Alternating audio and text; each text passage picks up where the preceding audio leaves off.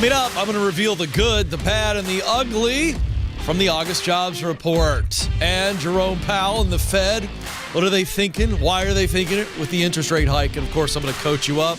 Let's go.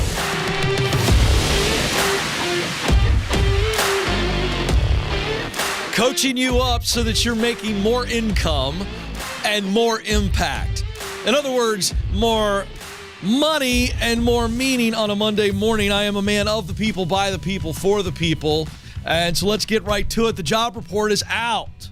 Oh, yes. Who needs an egghead economist with a bad sport coat when you've got me? I mean, I look better, sound better, and I think the advice is better. So here we go.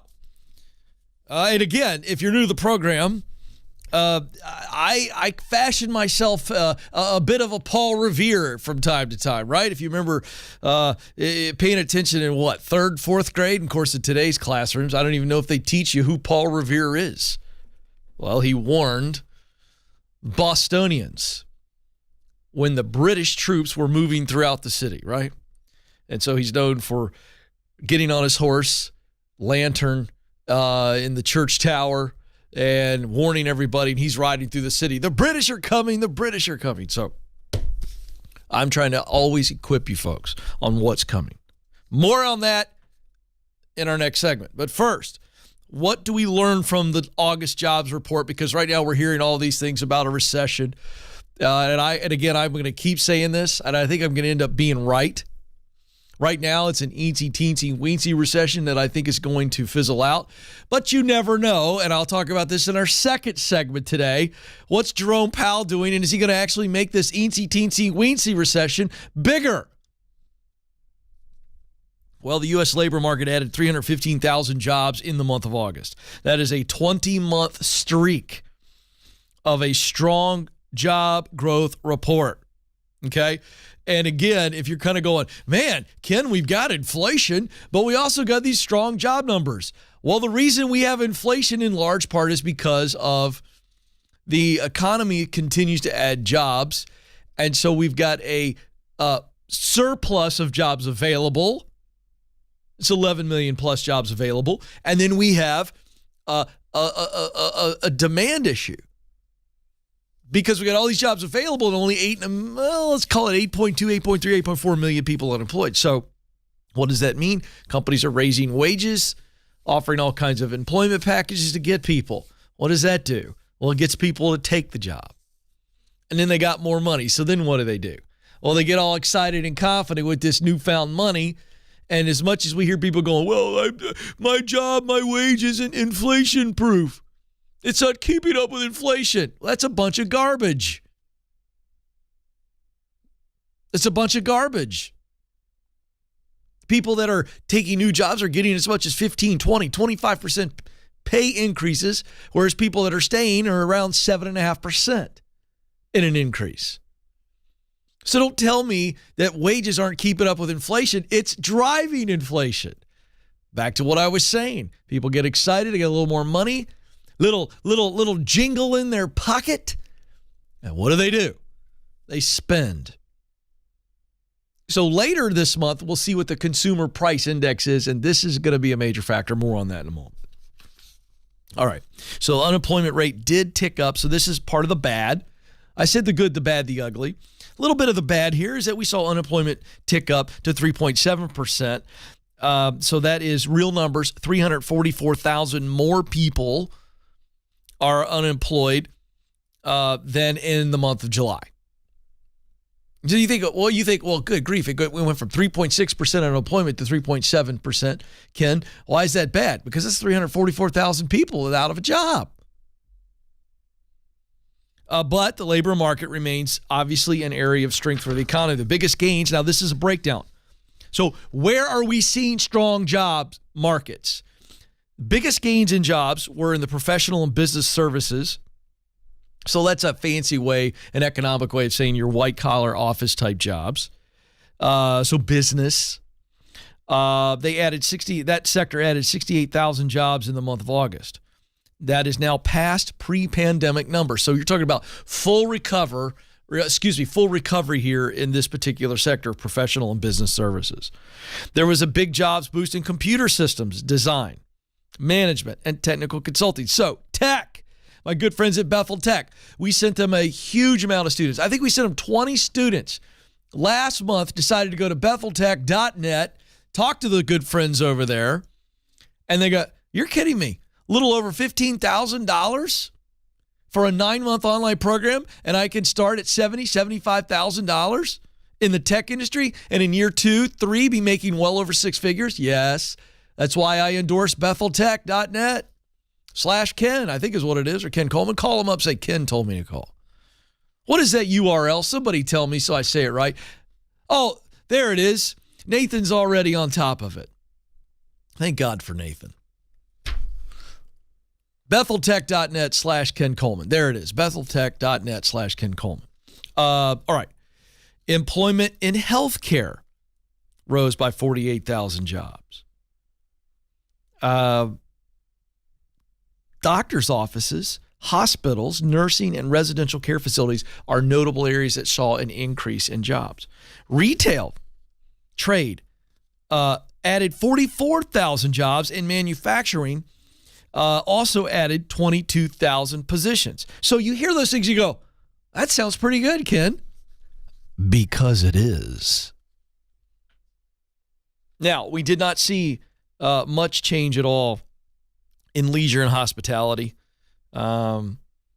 There was an average monthly job gain of about 90,000 positions in the first 7 months of the year. So that was really an upstaffing as we saw leisure and hospitality, kind of begin to recover, obviously, and hire and seeing the nation open up pretty much across the country. But the leisure and hospitality industry still below pre-pandemic levels at 7%. Okay, average hourly wages, did they increase? Well, by 10 cents at 0.3% for private sector workers. But listen to this. This is the average hourly wage in the United States right now, and I think it's going to shock some of you. Anybody want to take a guess in the booth besides Alex, who's seen all this? Anybody want to take a guess? What the average hourly... Amanda, you're very tuned into the world. Not to embarrass you, and I'm just curious, and have Joe give you his number. You're speaking on behalf of you and Joe. What would you say is your guess at the average hourly wage in the United States right now? I'm going to say $13. $13 an hour? Wow. Joe, what say you? $22. $22 an hour. The average hourly wage in the United States right now is... There's my sound effect. It's not there. I wanted a drum roll. It's not there. It's $32. Thanks, Joe. It's a little late. $32 an hour. $32.36 an hour. That's a slowdown with previous monthly gains. So over the past year, average hourly wages have increased by 5%. See, you guys were both really low, and that's not a knock on you. You took a guess. I wouldn't have guessed $32 an hour. I would have been in Joe's range, the 22. $32 an hour is the average hourly wage. Now, that affects inflation. Okay, coming up, what is the Fed going to do about this? This concerns the Fed. This is good news. I want to make it ugly. I'll unpack that and more next.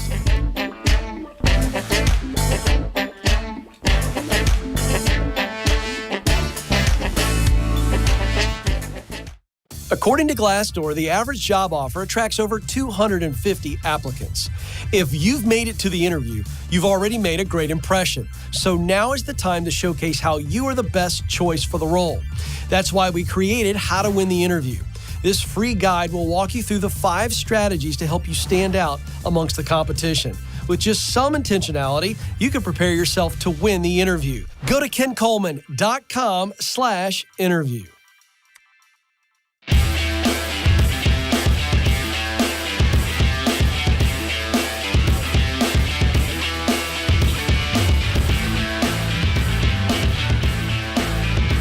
Of the people, by the people, for the people. I am a man of the people. I'm Ken, here to coach you up. Because let me tell you something. When it comes to life, the 2 most important areas of our life are work and love, right? No particular order. It should be love first and work second. And so if you're winning in your work life, guess what? Your personal life is going to be better, and that's why I'm here. And to that end, I'm really, really proud to endorse our good friends, longtime partner, ZipRecruiter. ZipRecruiter is a great resource for you to maybe see work differently. Maybe you've been watching the show, listen to the show, and you go, okay, I think Ken makes a little bit of sense. I just don't know that I can find work that allows me to use what I do best, to do work I love, to produce results that matter to me. But ZipRecruiter can help you find that. That's like a personal recruiter pitching your profile to employers and sending you jobs that match your skills and experience. An awesome job could literally be around the corner. Go to ZipRecruiter.com/Ken, ZipRecruiter.com/Ken. Okay. So we're talking about the job market. I want to continue to inform you because this has absolute real economic ripple to this. The Fed, our Federal Reserve, is watching these job numbers. They're also going to look at consumer price index. Okay. And as I told you in the last segment, we saw another good report. Labor Secretary Marty Walsh from the Biden administration said, if we can get more participation from the workforce, that will help us. So what we saw is we saw in the month of August, if we look at the job report, the labor force participation rate did jump up. That means more people, not just getting hired, but people coming back to work. Here's where we stand right now.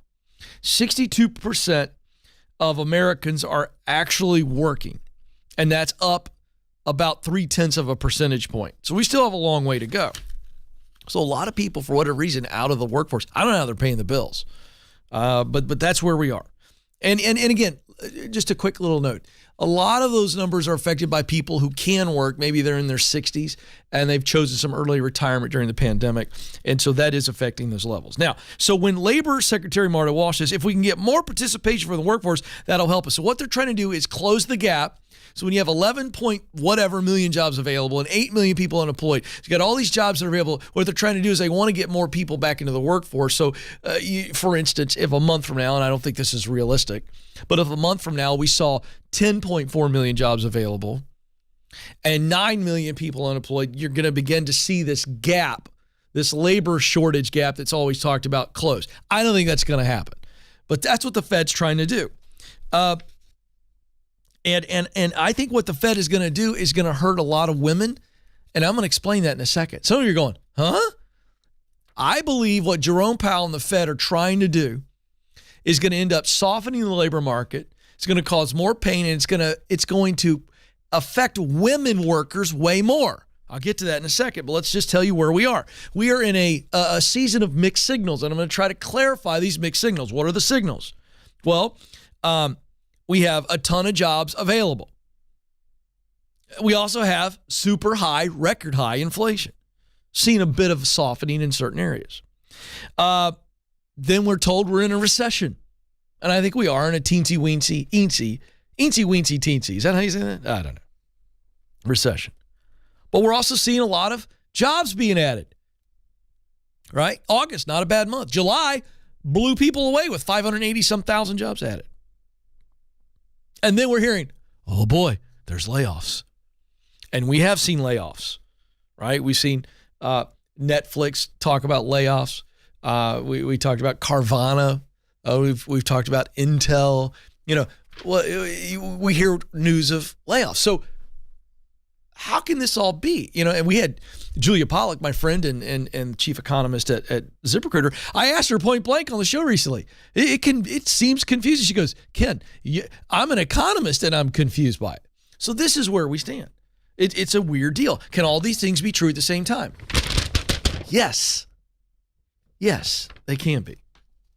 Flex Jobs did a survey that showed that these confusing signals, or these mixed signals, good in some areas, bad in the other, are impacting how employees and candidates navigate their careers. Listen to this. 80% of Americans said inflation is having an effect on their decisions on where they work. Do they leave? Do they quit? Do they stay? 73% said the possibility of a recession is also weighing heavily on their professional decisions. 43% say it's taken more time to find a job in the last year. And about a quarter have either been laid off or know someone who has lost their job since April of this year. Okay. And so now, Jerome Powell and the powers that be over there at the Fed are going, all right, we want to see, and he's been quoted, and I've quoted him on this show as saying we're gonna have to cause some softening in the labor market, meaning less jobs available, layoffs, because he thinks this is something they've got to do to deal with inflation. This is his big strategy. Okay. And so they're paying attention to these jobs reports. So now, with another stellar jobs report in August, are we headed towards a third jumbo-sized interest rate hike this month? They're looking at not just the jobs report, but also consumer price index. Okay. Now, here's why that's important.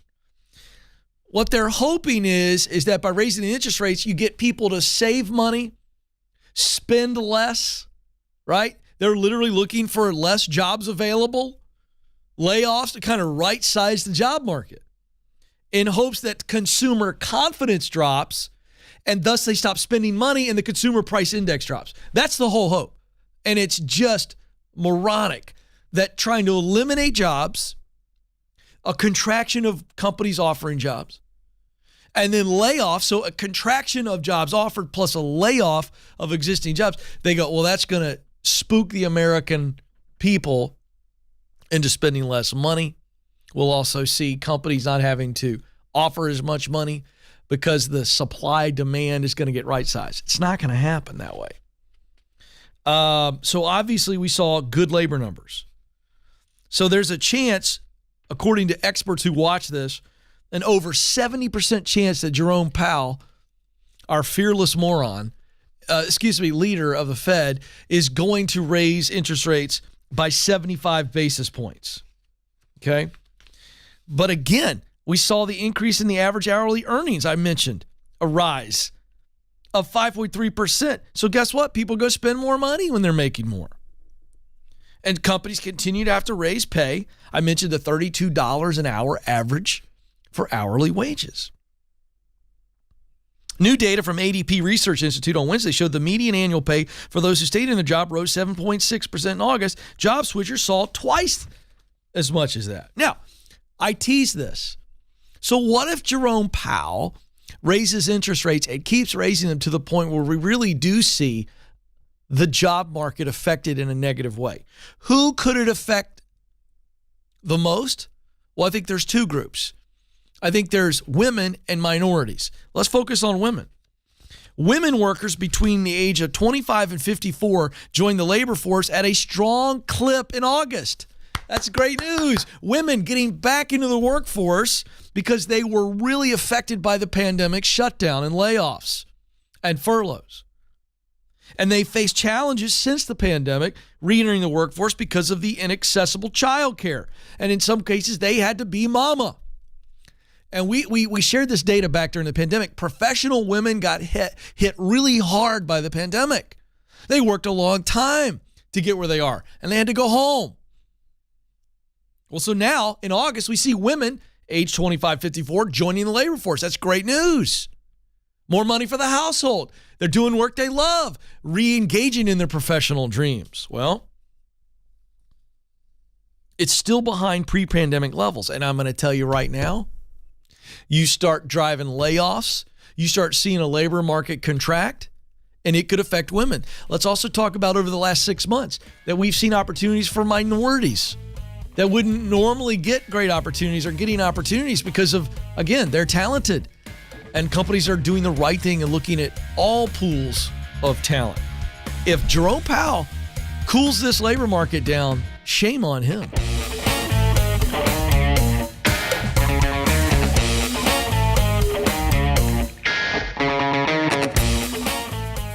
If the thought of attending a networking event makes you break out in hives, you're not alone. And I'll let you in on a secret. Networking in the traditional sense doesn't work, but genuine connection is all about relationships. That's why we created Networking the Right Way.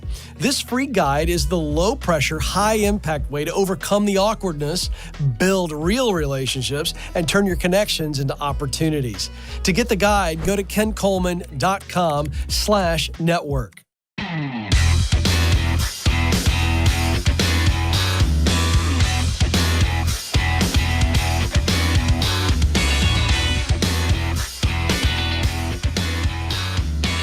All right, folks, welcome back to the Ken Coleman Show.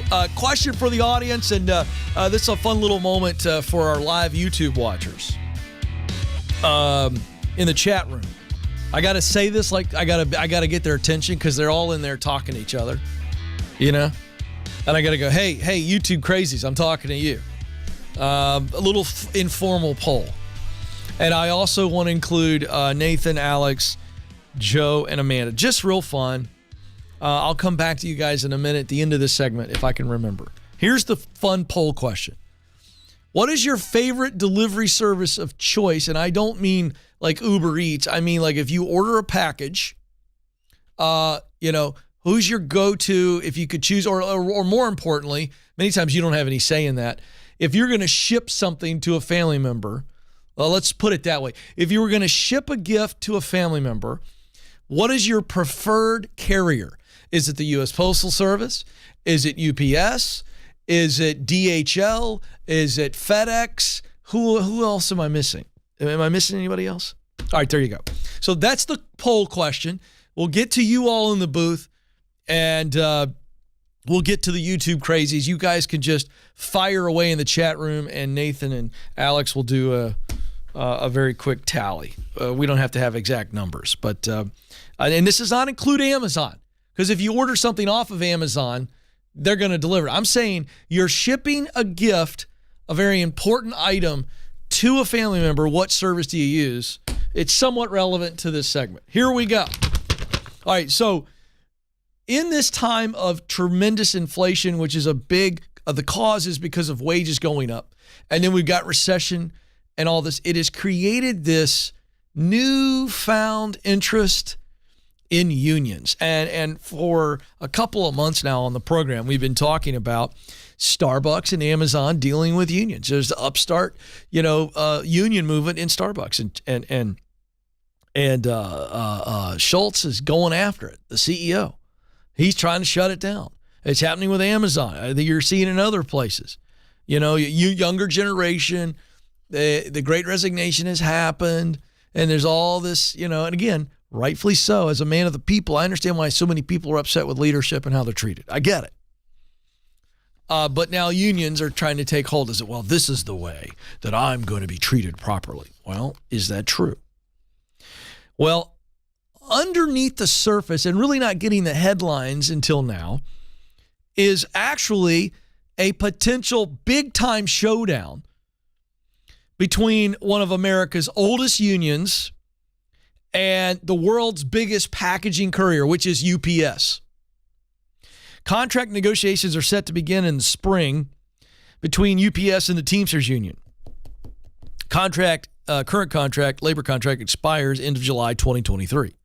And before the talks have even started, labor experts are saying this is going to be a heavyweight fight. Todd Vacken, professor of labor relations at Rutgers, is quoted in this CNN story saying the union's president ran and won on taking a more militant approach. So even if they're very close on a deal, the rank and file will be hungry to take on the company in a fight. We don't know how long it will be. Now, some of you go, Ken, why are you covering a strike at UPS? Well, here's why. A prolonged strike at UPS would affect nearly every household in the country. An estimated 6% of the nation's gross domestic product is moved through UPS trucks every year. So beyond home deliveries, they deliver goods found in stores, factories, offices. About 350,000 Teamsters work at UPS. This is out of 534,000 employees. And that's growing. UPS recently added 72,000 Teamster jobs. since the start of the pandemic. Now, there are competing services at FedEx and the U.S. Postal Service and Amazon and, DHL and all the others I mentioned. But none of them have the capacity to move more than a small fraction of the 21 million packages that UPS moves daily. So you wonder, why am I talking about this? Because this is the number one delivery service in the nation, and it's the largest union.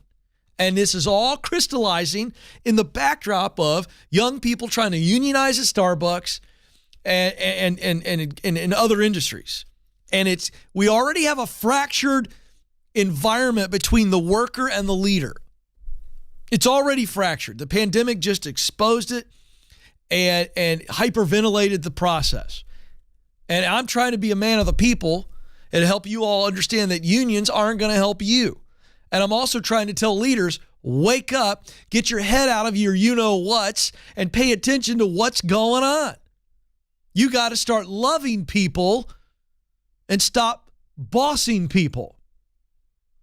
They will leave you, or they will unionize. And then you got a bigger problem. Let me break this down.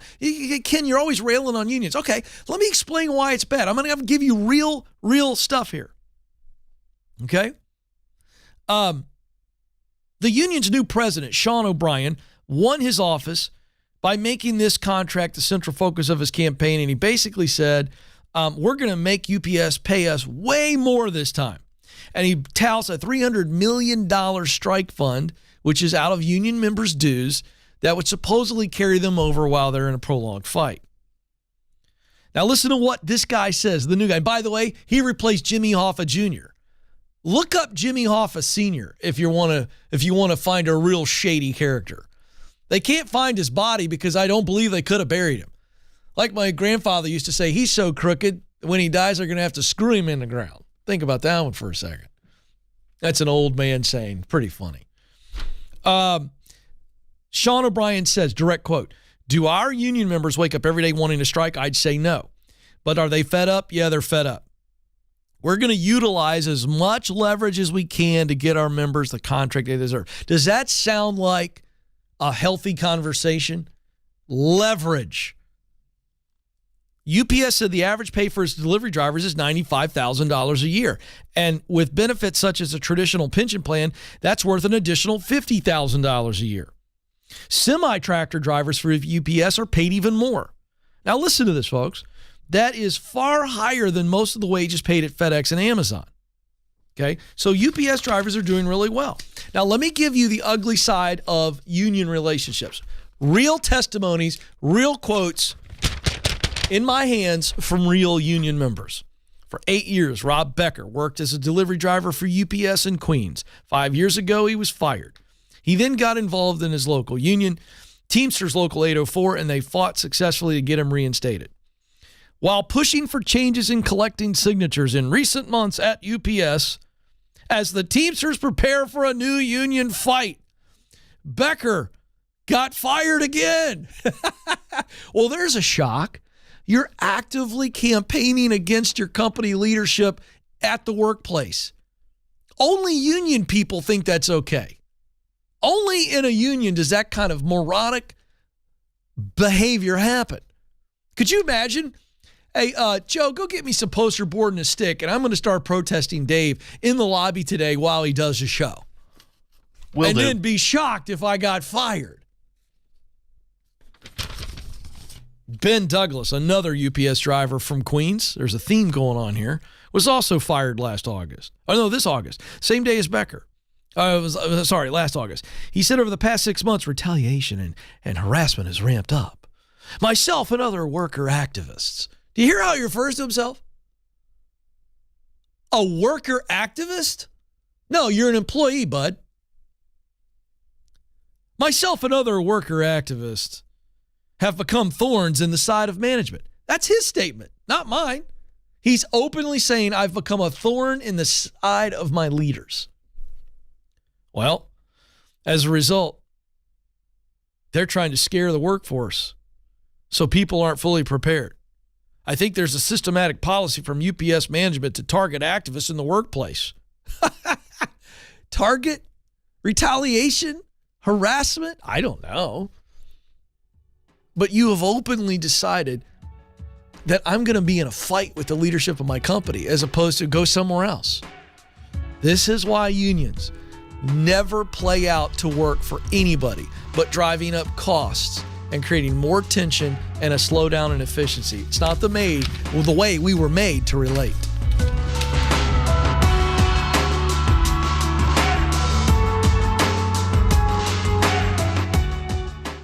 Do you know what you were born to do? In order to get hired at a job you love, you need to get clear on your talent, passion, and mission. That's why our team created the Career Clarity Guide. In just a few minutes, this free tool will walk you through a process to discover what you do best, that's your talent, the work you love to do, that's your passion, and the results that matter to you, your mission. Then you'll feel more confident throughout the job search process. To get started, go to kencoleman.com/clarity.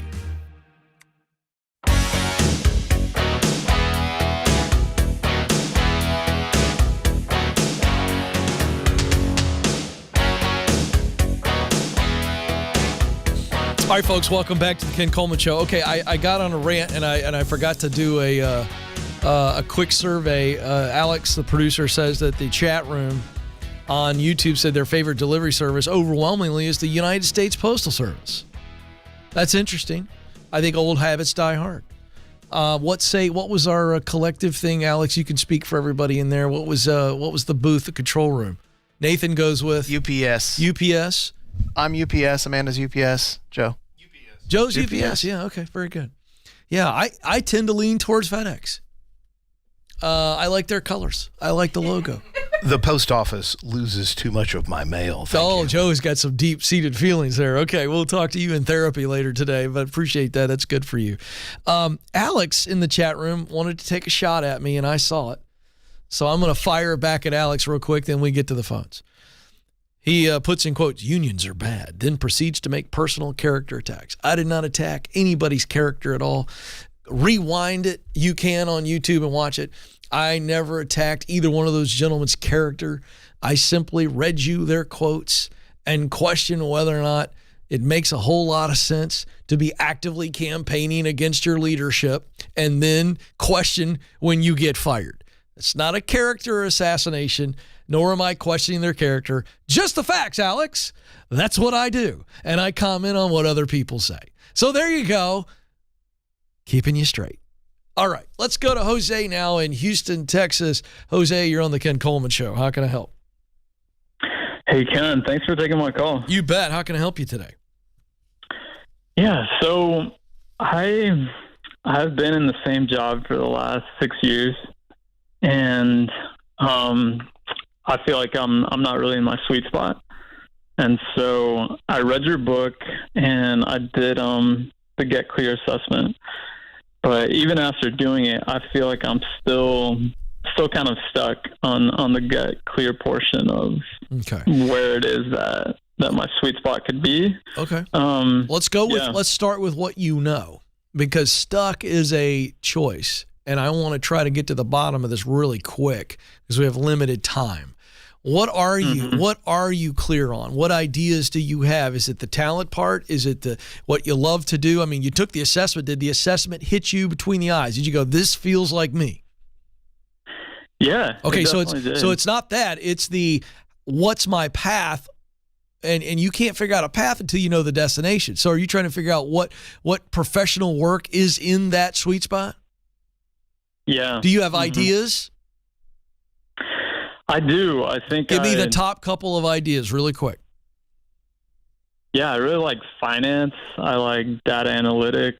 Okay. I like, statistics, anything where you're analyzing numbers. Great. That's really helpful. All right, so let's just take those 3 or 4 things you spit out. A person who is stuck is a person who, while having those ideas of potential mountaintops, destinations, professional sweet spots, a person who is stuck goes, I don't know how to get to those mountaintops, or I'm not sure which one of those mountaintops I most want to climb. Is that best in describing you right now? Yeah. Okay, so let me ask you this. Which one of those would you try first? Forget that you had to lock in, but which one would you try first of those that you listed out? Probably something like data analytics. Yeah, okay. So here's what you have to do. You're still in the get clear stage. You're not stuck. You're just still a little bit unclear. And so you got the assessment. The assessment really described you, and your purpose statement that you got in the assessment is now what I would call a job description for you. High-level job description. Okay, so now we take data analytics. We go, I think this is the one that I would try first. Let's go clarify some more and then verify whether or not it is the top option. And so you're going to do this with all those top three. So you're going to go hang out with somebody who's in data analytics. Maybe that's on the phone, in person, coffee, lunch. Maybe they'll let you shadow them. You got to know somebody that's in data analytics, or you know somebody that knows somebody in data analytics. Maybe there's an online chat room or something that has a lot of resources for people want to get into that. The point is you go do a college level research type paper, but you're not going to actually write the paper. You're just going to investigate. And investigating, your head's going to give you all the information that you lack right now as to what a day looks like, what it's going to take to get qualified, how long, how much, all that stuff. And then your heart's going to go ding, ding, ding, or And then you go to the next one, finance, and you play that one out. My point is, this simple process is going to allow your heart to choose a clear winner. At which point you go, I've got Ken's book. He tells me how to get qualified, how to get connected, how to get started, how to get promoted, how to get the dream job, and then give myself away. That's what you do. This is the Ken Coleman Show.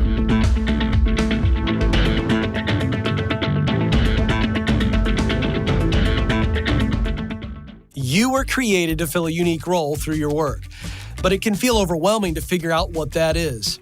That's why I created the Get Clear Career Assessment. In just 15 minutes, you'll get customized results that clarify what you do best, the work you love to do, and the results that motivate you. All this helps you discover what you were born to do. And you'll get a list of professional possibilities to help you in your job search. To get started, go to kencoleman.com/assessment.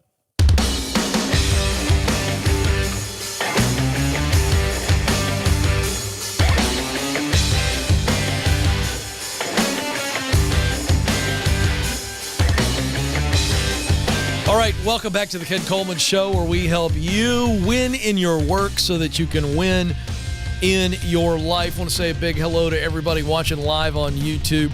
Also appreciate everybody that listens to the podcast on a regular basis, SiriusXM and local radio. Hello, one and all. Wherever you're listening, however you're listening or watching, thank you. Sophie is going to join us next across the pond in Leeds, England. Sophie, you're on the Ken Coleman Show. Hello, Ken. Thank you very much for taking my call. Hello, Sophie. How can I help today? I basically just don't feel like I can carry on with my job. I have been at the same job for 11 years. I work from home because I have a disability.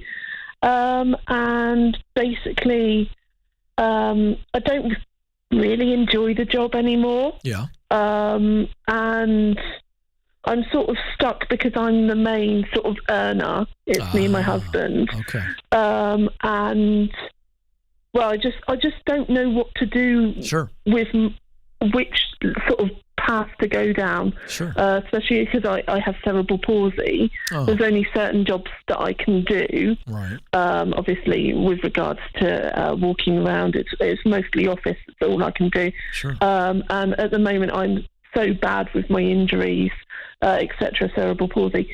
I work from home so that I've got my facilities at home, which is fine. Work has been very good that way, but I've been working there for so long. It was sort of my first admin job because I was doing hairdressing before, but unfortunately my disability stopped me doing that. So I don't know where to go. Sure. I feel stuck. Yeah, I hear you. And that's because I think you're confused. I think in your situation, stuck means confused. And so what we want to do is try to have some clear options for you. And then how could we navigate those options? So I want to ask you this. Was there a time when you did enjoy parts of or all of the administrative work that you do now? Yes. Okay. Definitely. Okay. It probably changed probably a good couple of years ago. Yep. Would you say, what would you say is the reason why that changed? You went from enjoyment to ugh. What was the cause of that, or what is the cause of that? I just feel I'm I don't like this word, but bored. Yep. No, I actually think that's a great word, Sophie, because that's what I was thinking. When I talk to anybody, I've talked to a lot of callers on the show that are in your situation, and bored is actually the right word.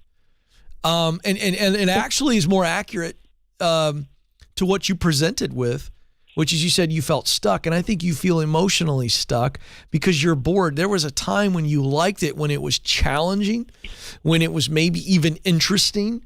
And as time has gone by, you've gotten better at it. And so now you've, dare I say, mastered a lot of the administrative work that you do. And so now you're going, I can do this with kind of half my brain tied behind my back. And I think you're longing to be challenged again. Does that feel right? I would definitely agree with that. But I also have, because of my cerebral palsy, I had a brain hemorrhage as well. I'm not very academic, so it took a lot to learn this job. I think, to be honest, my employers were very good and very careful with me. All right, so let me ask you this. Scares me. I understand you're scared, but I want to focus on the positive, okay? I get you're scared, I get you feel stuck, but we're going to focus on the positive. The fact of the matter is, while you do have some limitations, I don't think that you are a person, a woman who feels in any way like you've been limited. I mean, you've overcome these challenges, and I applaud you for it. And so I would say, I think the thing that you need to be looking to as options, which is why you called, is what is I'll use the old-fashioned ladder, like you're climbing the side of a house to clean out your gutters, right? And so what's the next rung on the ladder for somebody like you who does administrative work? It is administrative in nature, it is detailed, it is processed. So what's the next level up to where you have actually already overcome some of your limitations and you've learned how to be good at administrative work, but now using those same skills that you have and experience that you have, what would be the next rung or two up the ladder? So for instance, I'm not saying this is it, but what about project managing? Where instead of just doing administrative work for maybe one person or one type of role, could you take on multiple different projects where you are using your administrative skill and experience, but you've got a lot of new stuff coming at you? Not as it relates to a new skill you got to learn every day, but it's just a different project coming your way. I think of project management. I think of, maybe something that's got a lot of new stuff coming at it in the form of its rhythm. Does that make sense? I want to stop there and make sure that makes sense. Because I think what do you think my about job that? is, although it says admin, I'm a street works coordinator for a big electricity company in the UK. Okay. And basically they go out on the roads and they do this, that and the other. And it's very responsive. It's urgent works. It needs to be put on the system. Gotcha. Then. And I love that, where I feel a little bit under pressure, and I just seem to rally. I just rally on it. I love it. I love that little bit of, my goodness, I need to get this on within this amount of time, or we will get fined. Well, so that's the kind of stuff you're looking for right there. You just described it. Forget for a moment the name of the company. Forget the title of the job. You just described beautifully what it is you need to be looking for. It is a little bit faster pace. Even though it challenges you, you've got the skill and you got the experience and you know you can do it. Keeps you sharp, number one. Number two, it not only is it fast paced, it needs to vary, right? So it's a little bit different every day. You got a little different environment, maybe the same type of work. It's like me coming in to do this show every day. I mean, it's different every day, but it's also the same every day. You understand that because you listen or watch this show. Yes, I do. So I think that's what you're looking for. But I want to switch gears for just a second because I'm curious. Is it possible for your husband to be working, or does he have some limitations? He does. It's just that I've been, obviously, at my present employer, I've had pay rises and whatnot. And so I am paid a lot more than right, himself. But I'm saying, does he have the potential to make more money? Yes, he does, and he is doing that. He's it's sort of the job that he does sort of security-wise. It just depends where he's put, sort of thing. So he's not one of these people that doesn't, he's a go-atter. Good. Because he's got to help. He needs to take some pressure off of you right now, because what we want is you two coming together, and sounds like you are, and going, all right, I'm going to do everything I can to make more money so that Sophie can make a transition. And we want to replace and increase your income in this next job. And I think you've got a lot going for you, because you can work from home. You got everything set up to where you can be very effective. You've been a very effective employee for time. I think this is you looking now for exactly what you just described to me. And it's out there. But you've got to believe that it's out there. You also must believe that you have the skill and the experience. Those are two separate tools. Sorry to interrupt you. I think, Ken, you just hit the nail on the head. Yeah. I think I'm very uncomfortable. Yeah. I'm very basically scared of moving anywhere. Of course you are. Because I just don't feel I've got the... That's exactly what it is. Can I just tell you? It's ridiculous. It is ridiculous, and I love that you're giving yourself a pep talk. But I'm going to tell you something. You're not actually dealing with a lot of fear. I think you're dealing with doubt. Fear is a voice that says, I'm afraid, I'm worried that something bad is going to happen. Doubt is a different voice, and doubt is a voice that tells us we don't think something good can happen. There's a big difference. And I think you doubt that any other company will see your value. I think you doubt that you can go in and learn a little bit different job. And I got to tell you something, Sophie. I wish you were here in Nashville. I'd give you a big old hug. And I want you to feel a hug through the phone right now, because I'm going to tell you something. I'm talking to a woman who is dealing with cerebral palsy. And instead of it being a disability, you're just differently abled. And you've proven it. Indeed. And you are a heroine. And I'm on the Sophie fan club. This is the Ken Coleman Show. Press on. Thanks for listening to the Ken Coleman Show. For more, you can find the show on demand wherever you listen to podcasts and watch the show on YouTube. You can also find Ken across all social media by following @Ken Coleman.